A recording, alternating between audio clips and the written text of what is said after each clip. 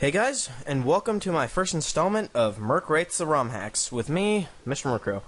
So for each of these hacks, I'll be judging these games based on gameplay, length, hack quality, Nuzlocke ability, and difficulty compared to the game it was hacked from. Today, I'm going to be reviewing Pokemon Dark Rising, which is a hack of Fire Red made by Dark Rising Girl. So first, I'm going to go over the basic storyline. You start off in the core region, in the start of town named, it's like Fells Town. You wake up from a dream and are chosen by Arceus to stop the evil forces known as Darugus. When you wake up, you find out that your friend/rival tells you they had the same dream, which means that you got some serious destiny shit going on here.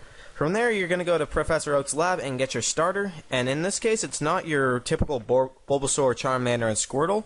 You get one of three powerful dragons, a Gible, Dratini, or Bagon, because powerful Pokemon for a tough game. I mean, what's not to like? From there, you go on a long journey, and you encounter some evil groups, some criminal bosses, lots of legendaries, friends, and people controlled by the evil Darugis.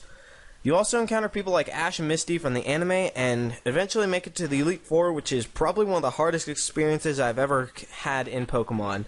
This is a very brief skim, but if you're interested in this, try the game out, and like I said, link in the description.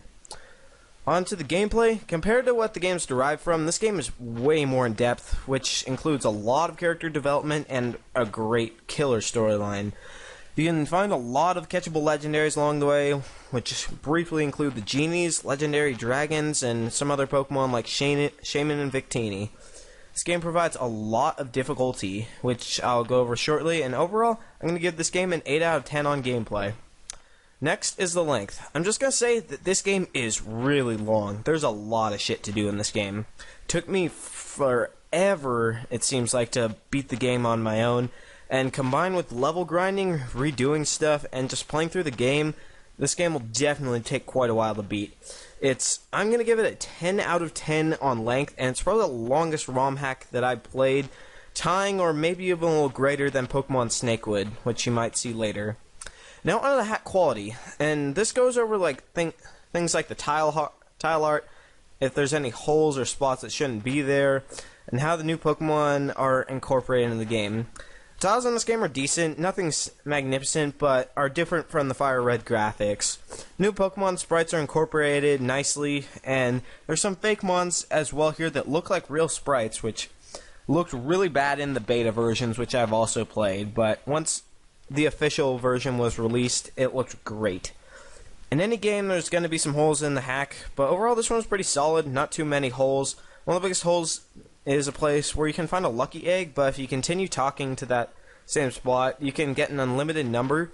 And my only gripe really with the ROM hack was the map on this place, once you get Fly, is an absolute mess. It takes a little while to get used to the map because it's not in a good order. So because of all this, I'm going to give it a 7 out of 10. It's not real beautiful or snazzy, but it's pretty solid, and the only gripe being the map is terrible. So, next is the Nuzlocke ability of this game, which is basically how well you could do a Nuzlocke to this hack. And I'm just going to say, don't do it. You will lose quickly, and you will be crushed. And it's just 0 out of 10 on Nuzlocke ability. Do not try and Nuzlocke this thing. You will lose, I guarantee it. And to build off that is the difficulty.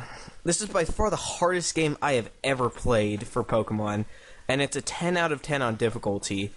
And here's the thing, once you hit the Elite Four, good luck, you're gonna need it. And I found the need to grind all the way up to level 100, and after that I had to save state and reload the game countless amounts of times just to get through the Elite Four. And it was an absolute adventure just trying to beat the game. It was worth it for sure, but nothing that was even close to easy. Far harder than any other Pokemon game that I've ever played.